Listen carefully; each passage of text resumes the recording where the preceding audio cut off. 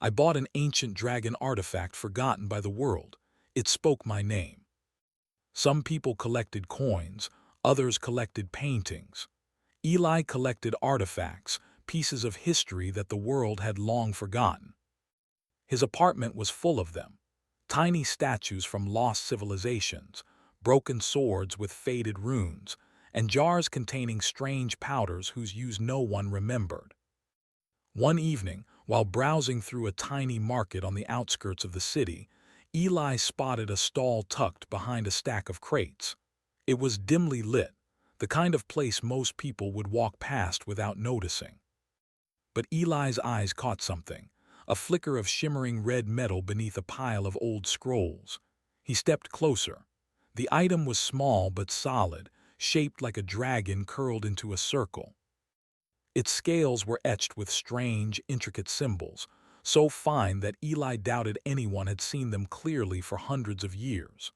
The dragon's eyes, made of some dark gem, seemed almost alive.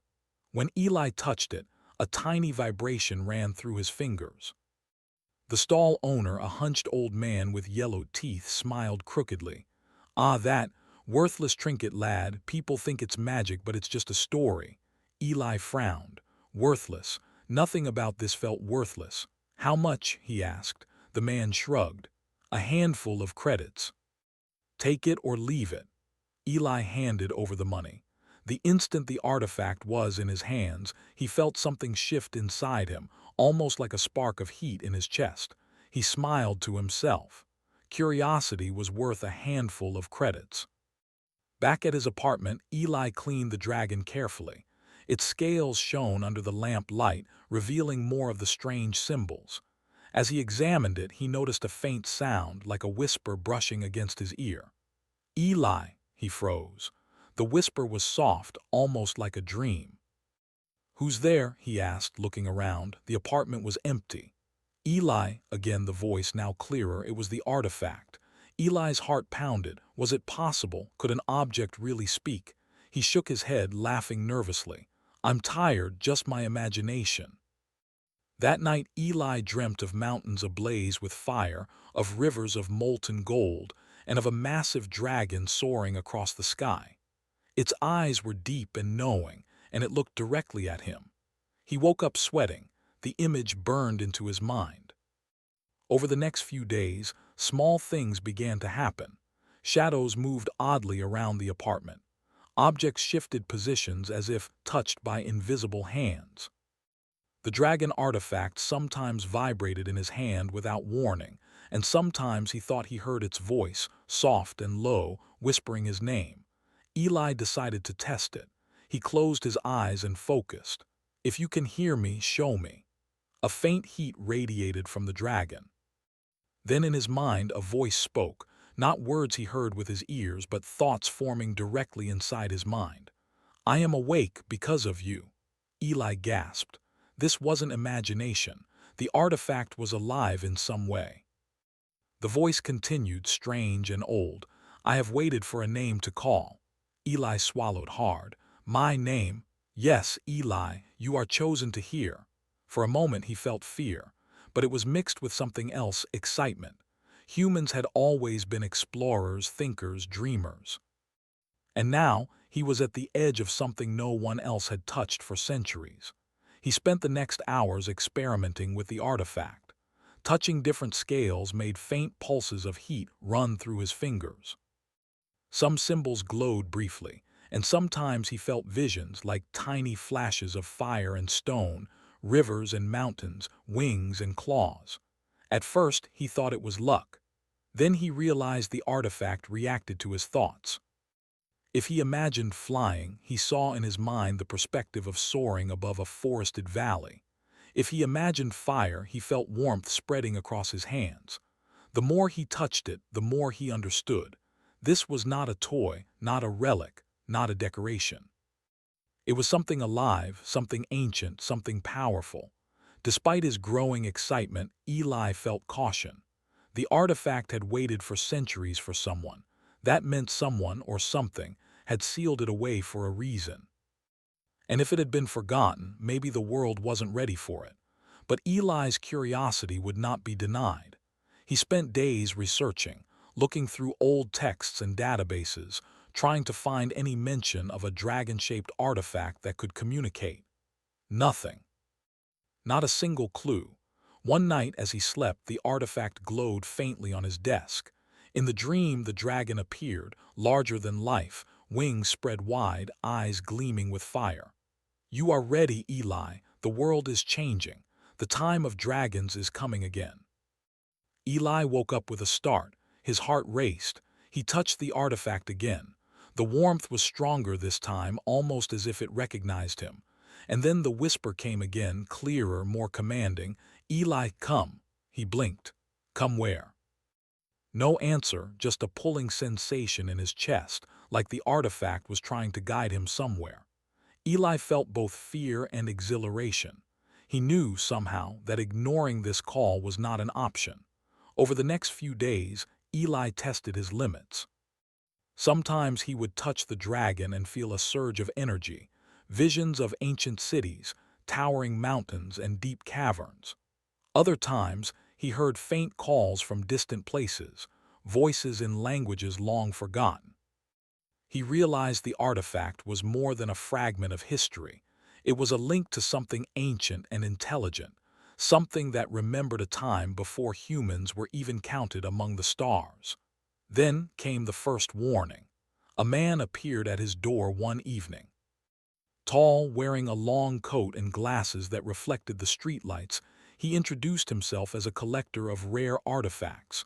But his eyes, they were sharp, calculating, dangerous. "I hear you found something," the man said, glancing at the dragon on Eli's desk. "Something important." Eli's heart skipped a beat. He had only just begun to understand the artifact, and now someone else knew about it. "I don't know what you mean," Eli said carefully. The man smiled faintly. "Don't play games. That piece is valuable. And some people would pay a lot, kill even for it." Eli swallowed hard.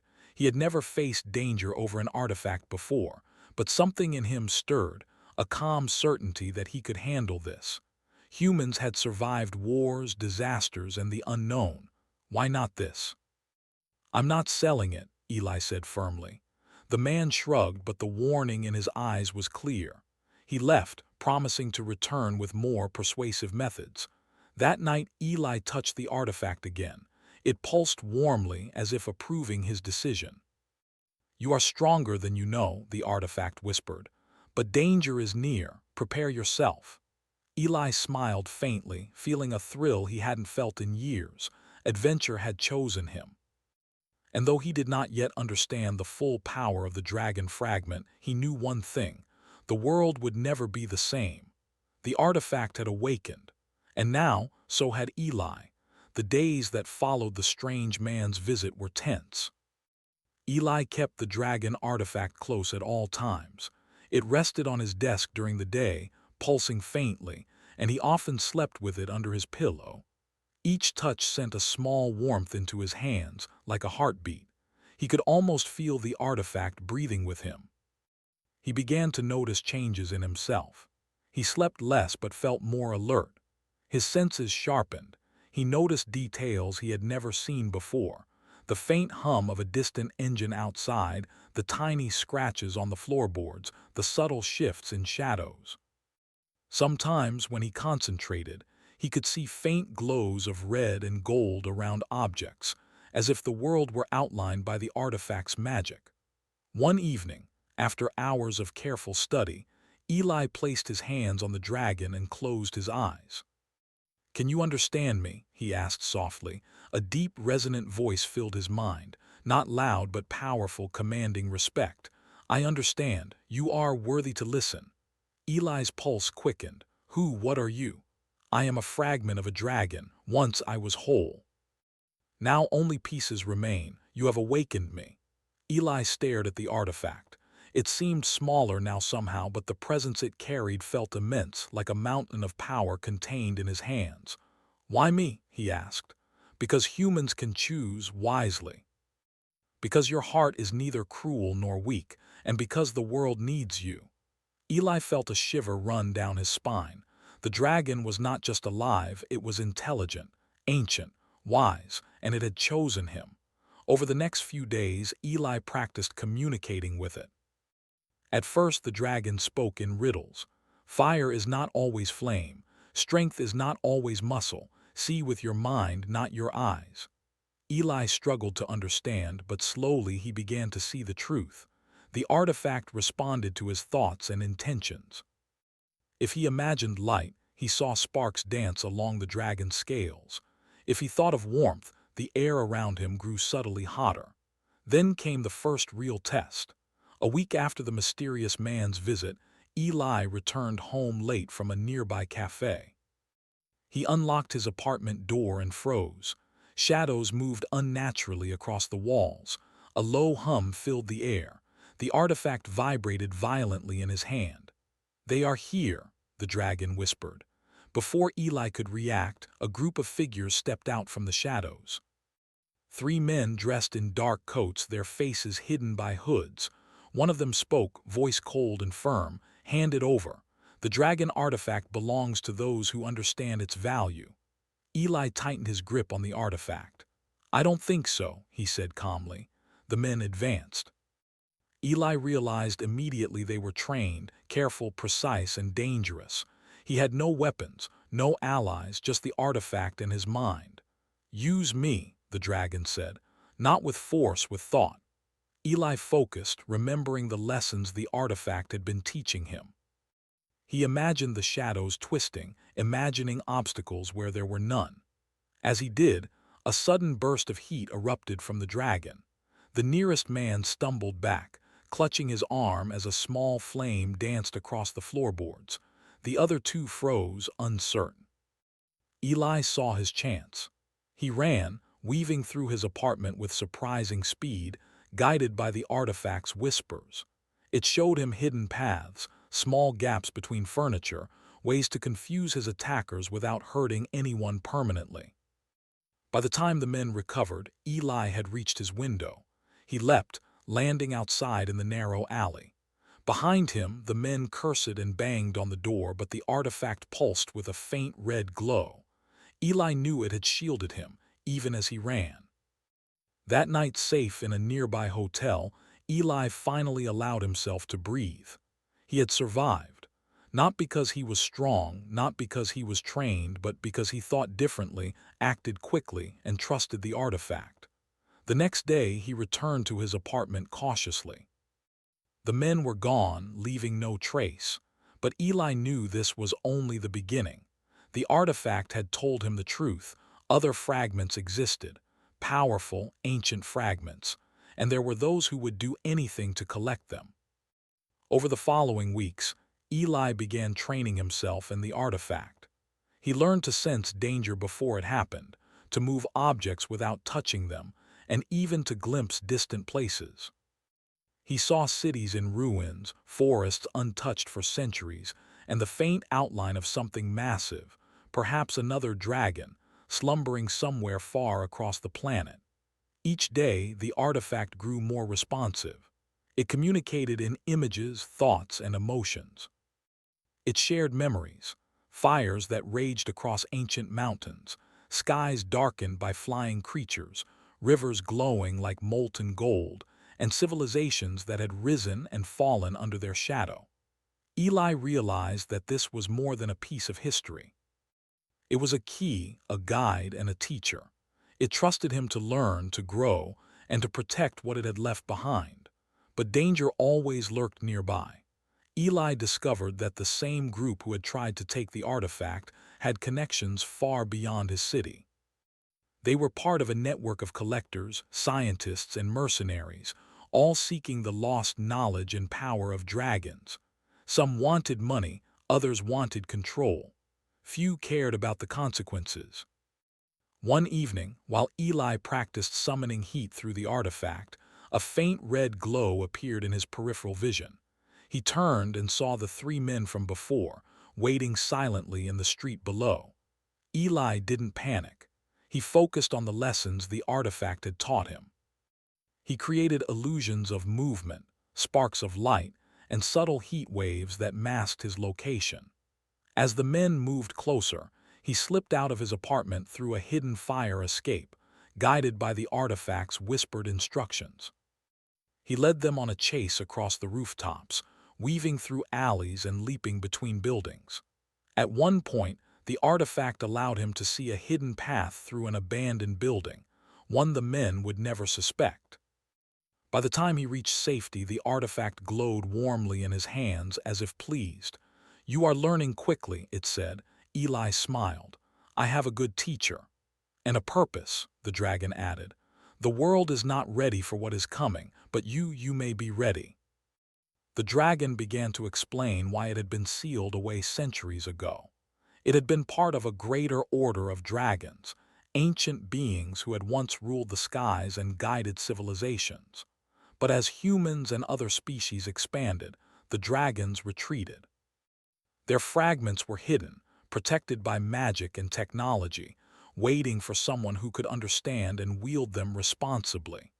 Eli realized then the magnitude of his responsibility. He wasn't just holding a relic. He was custodian of something powerful, something that could shape the future, and there were those who would stop at nothing to claim it. The weeks turned into months. Eli honed his skills, learning to move objects, sense danger, and even influence small fires at a distance. He became faster, sharper, more aware. The artifact taught him, but it also seemed to respond to his creativity, encouraging him to try new ideas, to think like a human rather than a dragon. One night, as he meditated with the artifact, a new vision appeared. It showed a floating mountain, carved with intricate runes, glowing faintly with golden light.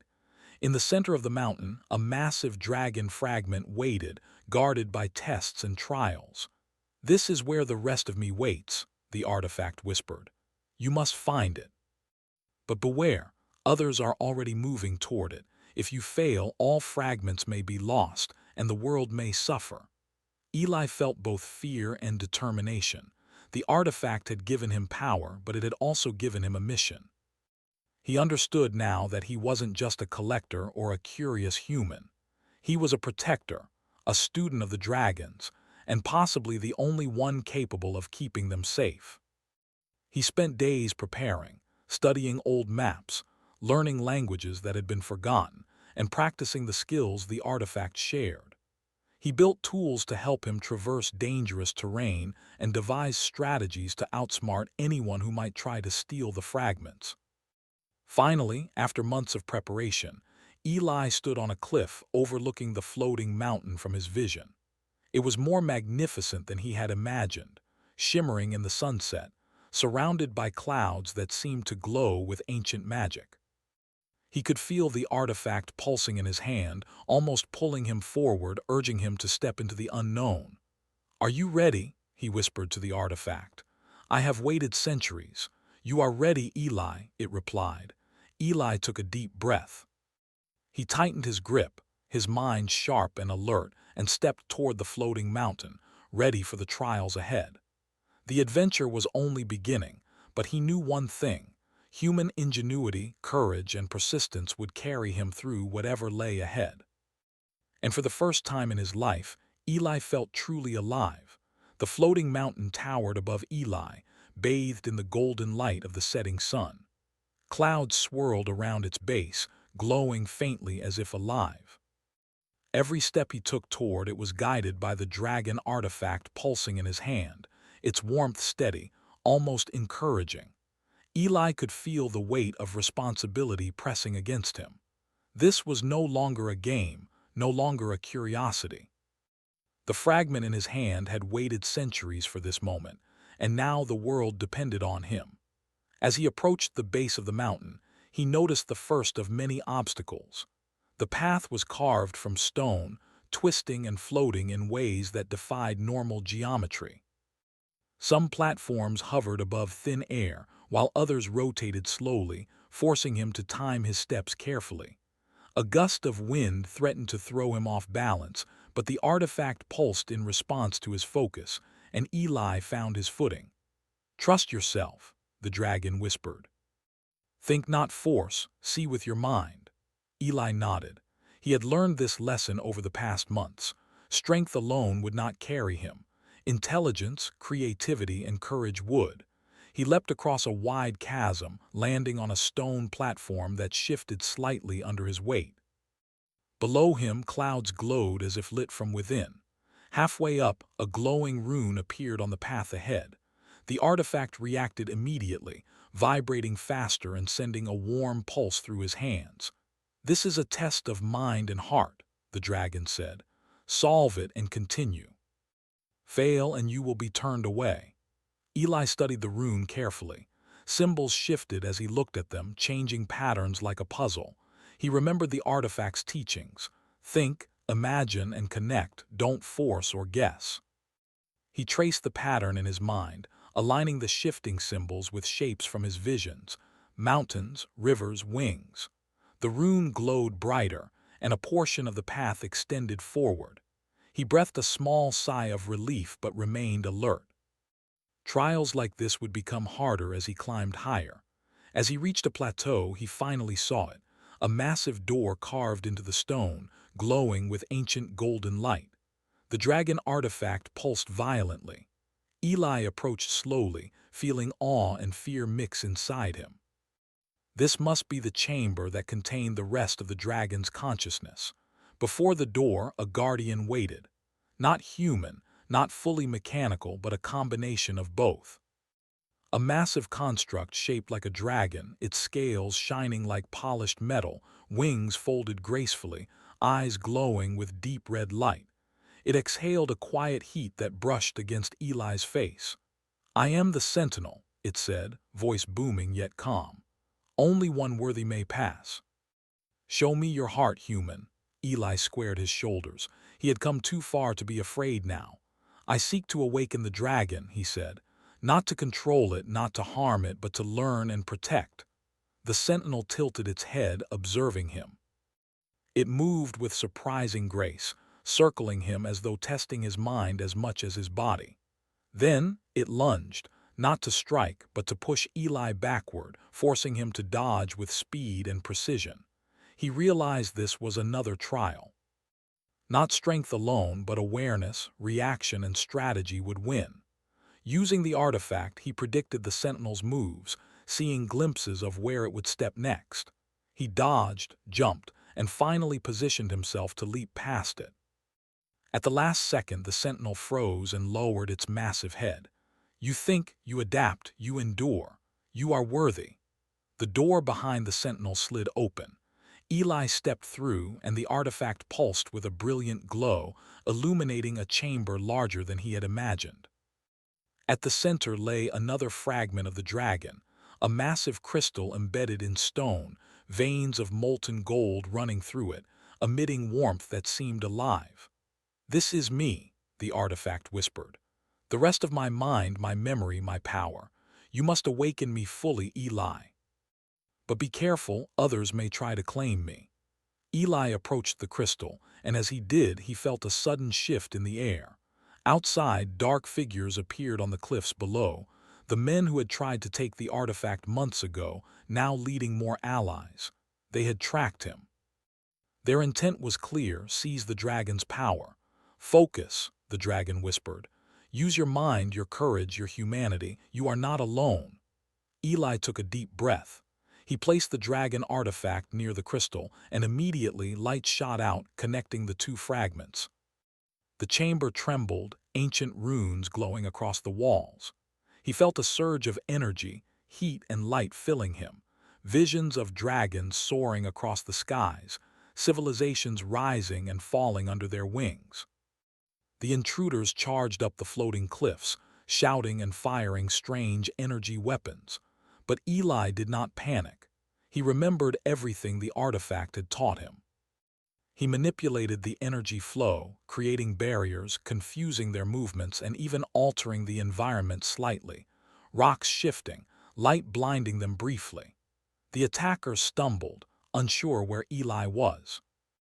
They tried brute force, but Eli had learned to think beyond their expectations. He used the artifact to guide them away from the chamber's center, where the dragon fragment now pulsed with full power. Inside, the crystal began to split, light pouring outward. Eli felt a connection unlike anything before. He was no longer just human holding an artifact. He was part of something ancient.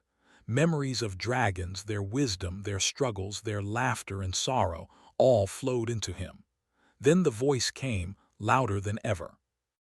"Thank you, Eli. You are human, yet you have shown courage and wisdom beyond your kind. You are worthy to awaken me." A brilliant flash of light erupted. Eli shielded his eyes, and when he opened them, the dragon fragment had merged with the artifact, forming a magnificent, living dragon in miniature, its scales shining, eyes glowing with deep understanding. "The fragments are united," the dragon said. "Together we are whole." Eli felt warmth, strength, and calm power flow through him. He had not needed to fight with weapons or destroy his enemies. Human ingenuity, courage, and cleverness had guided him, and now the dragon acknowledged him as its ally. Outside, the attackers realized their plan had failed.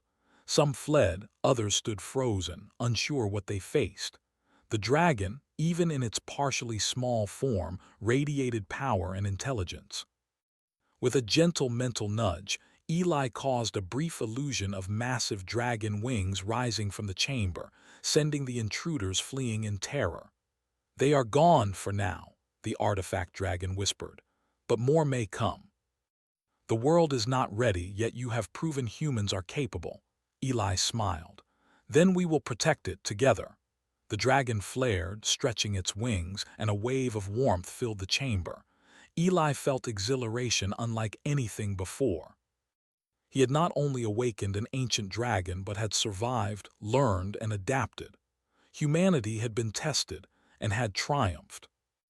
In the following days, Eli and the artifact dragon explored the mountain, discovering hidden chambers, ancient libraries, and secrets of civilizations long forgotten.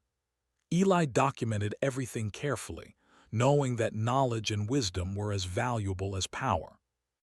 The dragon spoke often now, teaching him about the skies, the stars, and the role of humans among the universe's mysteries. "Your kind, underestimated by many, feared by some, yet capable of greatness. Never forget, Eli, humans have the spark of curiosity, courage, and wisdom. That spark can change worlds." Eli nodded. "I'll remember, and I'll help others understand." Months later, the artifact rested safely beside him, pulsing faintly. Sometimes, in quiet moments, it whispered his name, not as a call to danger but as a reminder. Eli had been chosen, not for power but for his humanity, and that choice had changed him forever. He looked at the horizon from the mountain's edge. The sun dipped below the clouds, painting the sky in fiery gold and crimson. He smiled. Adventure was far from over, but he knew one truth. Humans could rise to meet the challenges of the universe, and sometimes even awaken dragons. And for the first time in history, the world would see humanity through a dragon's eyes, and it would not be a small thing. Eli stepped forward, ready for the future, knowing that courage, intelligence, and perseverance, simple human traits, could stand against ancient power and cosmic threats.